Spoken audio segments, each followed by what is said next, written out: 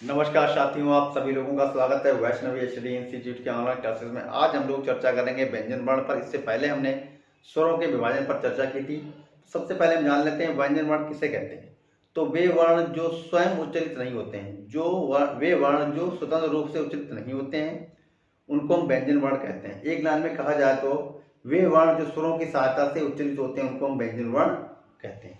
तो सबसे पहले इसकी परिभाषा लिख लीजिए आप, उसके बाद हम चर्चा करेंगे। चलिए हेडिंग बना लीजिए आप, परिभाषा। परिभाषा बना लीजिए आप। इसमें लिखना है वे वर्ण जो स्वरों की सहायता से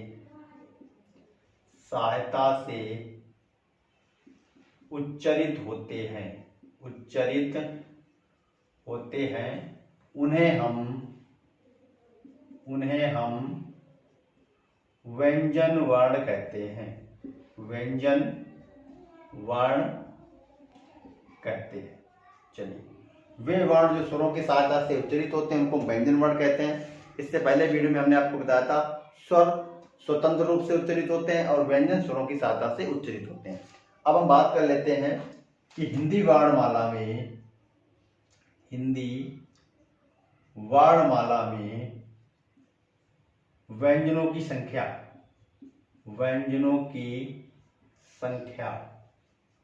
तो हिंदी वर्णमाला में व्यंजनों की संख्या होती है 33, और इन 33 को 3 कैटेगरी में डिवाइड किया गया, इन 3 भागों में बांटा गया है। देख लीजिए, पहला हमारा है स्पर्श व्यंजन, दूसरा हमारा है अंतस्थ व्यंजन, तीसरा हमारा है ऊष्म व्यंजन। स्पर्श हमारे 25 वर्ण है, ऊष्म हमारे 4 है, अंतस्थ भी 4 है, ऊष्म ये देखिए कुल टोटल मिला के हो गए हमारे 33। 25 स्पर्श, 4 अंतस्थ, 4 ऊष्म। आप प्रश्न पूछ लिया जाए कि हिंदी वर्णमाला में व्यंजनों की संख्या कितनी? 33। अब व्यंजनों को 3 कैटेगरी में डिवाइड किया गया है, स्पर्श व्यंजन, अंतस्थ व्यंजन और ऊष्म व्यंजन। चलिए अब हम बात करते हैं एक एक पर। सबसे पहले हम बात करेंगे स्पर्श व्यंजन पर। चलिए इसको मिटा रहे हैं। अब हम बात करेंगे स्पर्श व्यंजन पर। चलिए हेडिंग बना लीजिए आप, स्पर्श व्यंजन। स्पर्श व्यंजन। चलिए, स्पर्श का मतलब होता है छूना। स्पर्श का मतलब होता है छूना, यानी इंग्लिश में कहा जाए तो टच करना। स्पर्श व्यंजन का मतलब होता है, स्पर्श का मतलब छूना। अब इसकी परिभाषा इसी व्यापक हम इसकी परिभाषा बनाएंगे कि वे वर्ण जिनके उच्चारण में वायु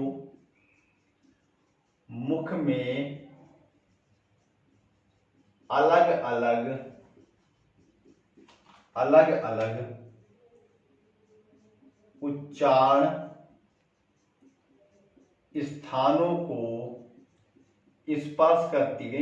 को स्पर्श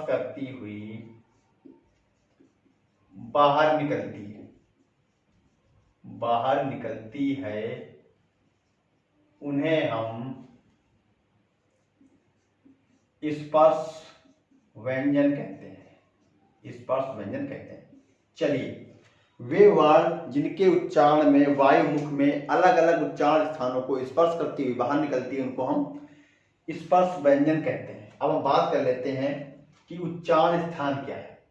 तो उच्चारण स्थान आपको बता दें, सबसे पहले ओठ, हमारे ओष्ठ, उसके बाद जाइए दांत के ऊपर जाइए, जो खुरदरा सा है वो हमारा क्या है? वो हमारा ताल से थोड़ा पीछे जाइए तो एक गड्ढा सा है, वो हमारा क्या है? मूर्धा। और ये हमारा कंठ। तो हमारे 5 उच्चारण स्थान है।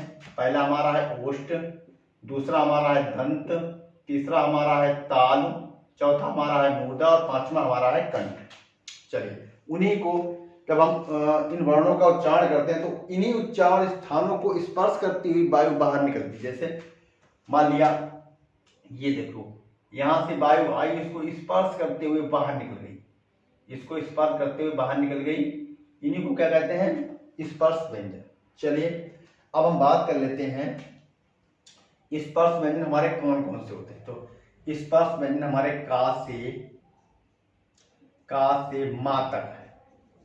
का से मा तक स्पर्श व्यंजन हमारे, देख लीजिए आप। जैसे इसको लिख लें पहले हम, का, खा, गा, घा, अंगा, चा, छा, जा, झा और टा, ठा, डा, ढा और ड़ा, ता, था, दा, धा, पा, फा, बा, भा और मा। ये हमारे स्पर्श व्यंजन है 25 का से मा तक।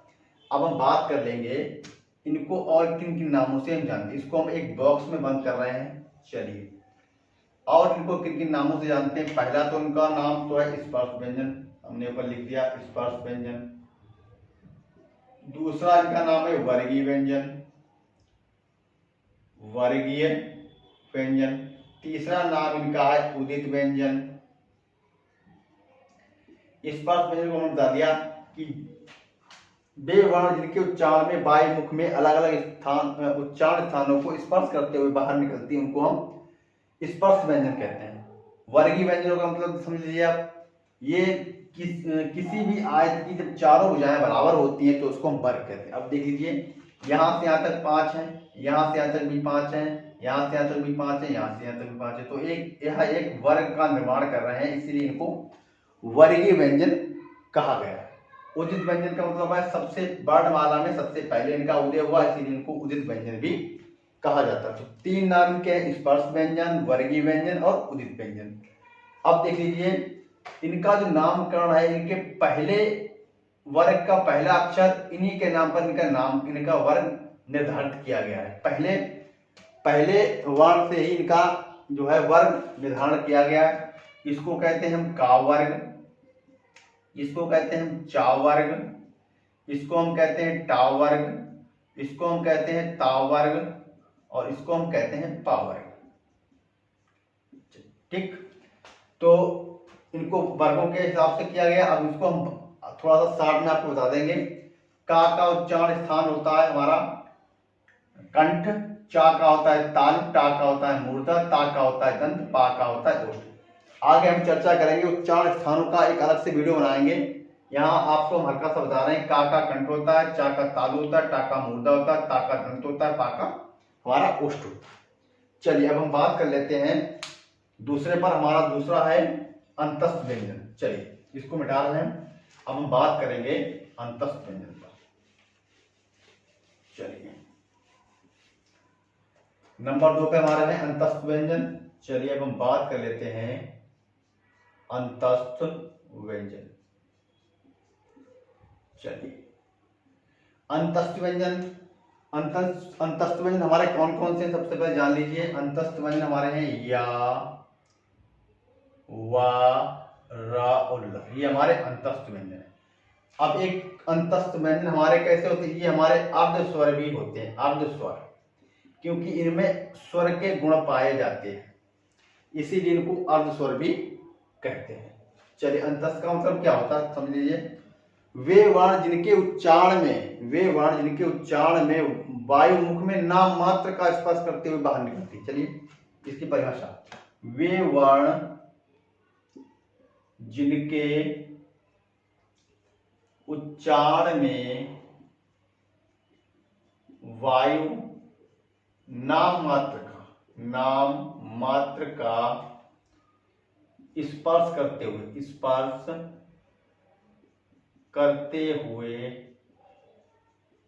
बाहर निकलती है, उनको हम अंतस्थ व्यंजन कहते हैं। यानी हल्का सा टच कर, जैसे मान लीजिए ये देखिए, ऐसे वायु हल्का सा टच किया और बाहर निकल गई, इसको कहते हैं हम अंतस्थ व्यंजन।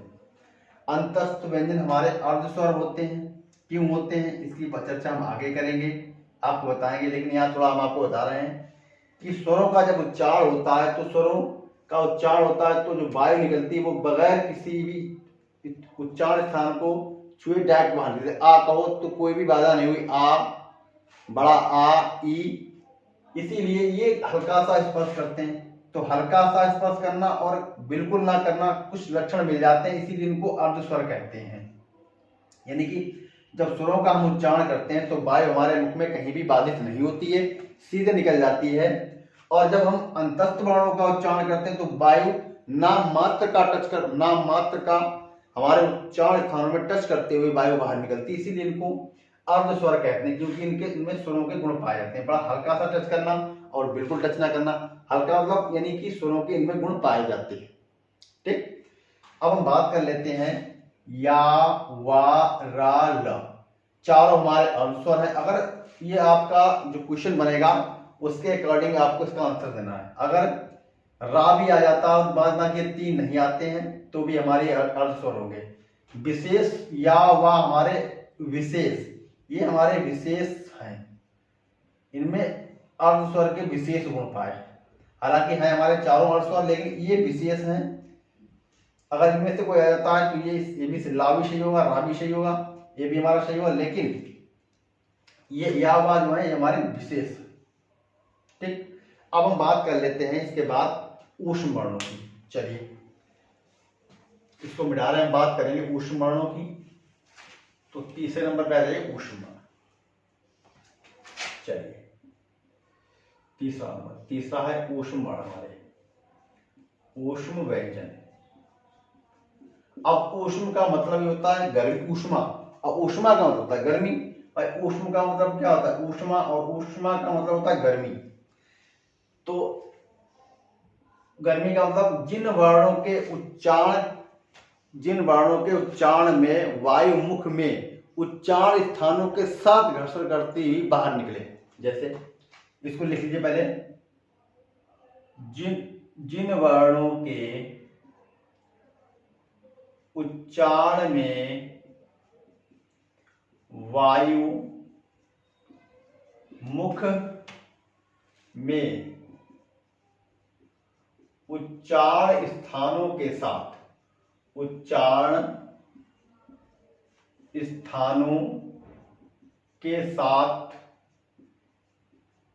घर्षण करती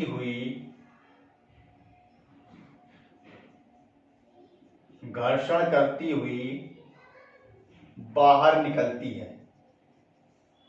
उन्हें हम ऊष्म वर्ण कहते हैं। उन्हें हम ऊष्म वर्ण कहते हैं। ठीक, जैसे समझिए, जैसे मान लीजिए ये हमारा उच्चारण स्थान है, और वायु आई और बिल्कुल इसके ये जैसे ये हमारी युवा है और ये उच्चारण स्थान है। जब वायु निकलेगी तो बिल्कुल इसको रगड़ते हुए निकलेगी, बिल्कुल बहुत मतलब घर्षित होते हुए इसके निकलेगी, तो उसको कहते हैं ऊष्म वर्ण। यानी उच्चारण स्थान, जिह्वा और उच्चारण स्थान के बीच से वायु घर्षण करती हुई बाहर निकलती है, उसी को कहते हैं हम ऊष्म वर्ण। बता दिया हमने आपको। जैसे एक बार फिर समझिए, जैसे ये है और ये हमारी जिह्वा है, यहां से जब वायु निकलेगी बिल्कुल रगड़ती हुई बाहर आएगी, तो उसको हम कहते हैं ऊष्म वर्ण। इनको हम संघर्षी व्यंजन भी कहते हैं, क्योंकि ये इनके बीच से संघर्ष करते हुए वायु बाहर निकलती है, तो इनका एक नाम और भी है, इनका एक नाम है संघर्षी व्यंजन। संघर्षी व्यंजन भी, इनको हम ऊष्म वर्णों को हम संघर्षी व्यंजन भी कहते हैं। कौन से माने हैं, शा, शा, शा और ह, ये हमारे ऊष्म संघर्षी व्यंजन। चलिए अब यहां पर हम आपको एक बात और नोट करके बताएंगे। इनके अलावा जो हमने बताया था आपको चा वर्ग, यानी चा, छा, जा और झा, ये 4 वर्ण, इनमें भी संघर्षी, ये हमारे स्पर्श संघर्षी वर्ण है। ये हमारे स्पर्श संघर्षी वर्ण है, ये हमारे ऊष्म संघर्षी वर्ण है। अब बात कर लेते हैं, ये देखो चा, छा, जा, झा, चा, छा, जा, झा, यहाँ नहीं, यहाँ को छोड़कर ये 4 हमारे कैसे हैं, स्पर्श संघर्षी वर्ण हैं। अगर कहीं क्वेश्चन आपसे पूछ दिया जाए कि स्पर्श संघर्षी वर्ण कौन से हैं, स्पर्श संघर्षी वर्ण कौन से, तो इनमें से ही आपको लगाना है, वो आपको प्रश्न के अनुसार आपको मिलेगा। अगर संघर्षी पूछा जाएगा तो ये चारों में से एक होगा, ऊष्म वर्ण इसमें से होगा तो ऊष्म संघर्षी होगा, तो इसमें से स्पर्श संघर्षी होगा तो इसमें से होगा, 4 में से एक आपको रखा हुआ होगा। अब हम बात कर लेते हैं ये तो हमारे 33 वर्ण हो गए हमारे व्यंजन। 25 हमने अंतस्थ पढ़ लिए, 4 हमने 25 हमने स्पर्श पढ़ लिए, 4 हमने अंतस्थ पढ़ लिए, 4 हमने ऊष्म पढ़ लिए। इसके अलावा भी हमारे वर्णमाला में वर्ण हैं। वे कौन से वर्ण हैं? वो व्यंजनों में नहीं आते हैं, वो अलग से हमको देखिए आप। तो इसके बाद वर्ण हमारे आते हैं संयुक्त वर्ण, संयुक्त व्यंजन। चलिए तो हेडिंग बनाइए नंबर 4, संयुक्त व्यंजन। संयुक्त व्यंजन, संयुक्त का मतलब ये होता है जुड़ा हुआ रूप, संयुक्त मतलब जुड़ा हुआ रूप। अब संयुक्त व्यंजन में आपको एक बात जाननी है कि इनमें एक आधा व्यंजन और एक पूरा व्यंजन, इस पर लिख लीजिए, एक आधा व्यंजन तथा एक पूरा व्यंजन जब आपस में मिलते हैं तो उसे संयुक्त व्यंजन कहते हैं। संयुक्त व्यंजन कहते हैं। एक आधा वर्ण मिलेगा और एक पूरा वर्ण मिलेगा, यानी एक आधा व्यंजन। कहने का मतलब मेरा है एक आधा व्यंजन और एक हमारा पूरा व्यंजन मिलेगा। एक आधा होगा और एक होगा पूरा। हमने आपको स्वर में बताया था कि जब दो भिन्न स्वर आपस में मिलते हैं तो संयुक्त स्वर का निर्माण करते हैं। ठीक उसी प्रकार से यहाँ पर क्या होता है, यहाँ पर एक व्यंजन हमारा पूरा होगा और एक व्यंजन हमारा आधा होगा। जब दोनों व्यंजन आपस में मिलेंगे तो उनसे जो व्यंजन हमारा बनेगा वो होगा हमारा संयुक्त व्यंजन। हालांकि और भी संयुक्त व्यंजनों के प्रकार हैं। इन 4 हमारी वर्णमाला में 4 संयुक्त व्यंजन है, जैसे का और प्लस के सा। ठीक, एक होता है जा और प्लस के या, एक होता है ता प्लस के रा, और एक होता है शा और प्लस के रा। चलिए इसका मतलब होता है छा, इसका मतलब होता है ज्ञान, इसका मतलब होता है त्रा, और इसका होता है हमारा शा। ये हमारे 4 संयुक्त वर्ण हो गए, संयुक्त व्यंजन। चलिए, और इसमें एक बात आपको बहुत ध्यान से देखनी है कि पहला वर्ण जो होगा हमारा वो आधा होगा। कभी कभी क्या करता है, आपको कंफ्यूज करने के लिए दे देता है का में दे दिया आधा, इसमें शा दे दिया, और एक में का आधा भी दे दिया और शा भी दे दिया आधा। या ऐसा करता है एक में का पूरा दे दिया, शा आधा दे दिया। लेकिन नहीं, पहला वर्ण हमारा कैसा होगा, आधा वर्ण होगा, और दूसरा व्यंजन हमारा पूरा व्यंजन होगा। जब एक आधा व्यंजन और एक पूरा व्यंजन आपस में मिलेगा तो हमारा संयुक्त स्वर का निर्माण होगा। चलिए अब यहां से हम बात कर लेते हैं। अब इसके अलावा 2 व्यंजन हमारे और 2 व्यंजन पर चर्चा करेंगे। नंबर 5 वो हमारे हैं उच्छिष्ट व्यंजन, जिनको हम कहते हैं द्विगुण व्यंजन। चलिए बात करते हैं द्विगुण व्यंजन के बारे में। द्विगुण व्यंजन, द्विगुण व्यंजन हमारे हैं ये डा और ये हमारे द्विगुण व्यंजन है। अब इसमें आपको समझना है इन व्यंजनों के उच्चारण में जीभ झटके से ऊपर की ओर उठती है। अब इसमें लिख लीजिए थोड़ा, इसमें जिन व्यंजनों के उच्चारण में जिह्वा झटके से ऊपर की ओर उठती है उन्हें हम द्विगुण व्यंजन कहते हैं। इनको द्विगुण व्यंजन कह लीजिए, चाहे उच्छिष्ट व्यंजन कह लीजिए, चाहे आप उत्सिष्ट व्यंजन कह लीजिए।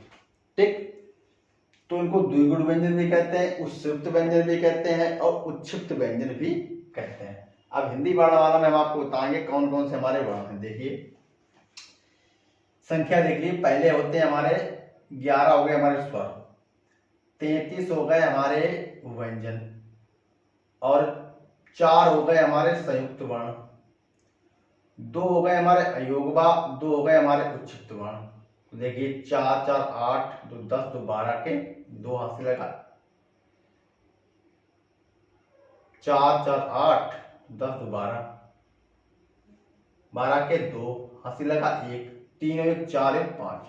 तो हिंदी वर्णमाला में हमारे 52 वर्ण हैं। आज हम लोगों ने व्यंजन की चर्चा कर ली। इसके बाद अब अगले वीडियो में हम आपको उच्चारण स्थानों के बारे में बात करेंगे। अगर ये वीडियो हमारा आपको अच्छा लगा हो तो इसे लाइक और सब्सक्राइब जरूर करें और अपने दोस्तों को शेयर करें। तब तक के थैंक यू धन्यवाद।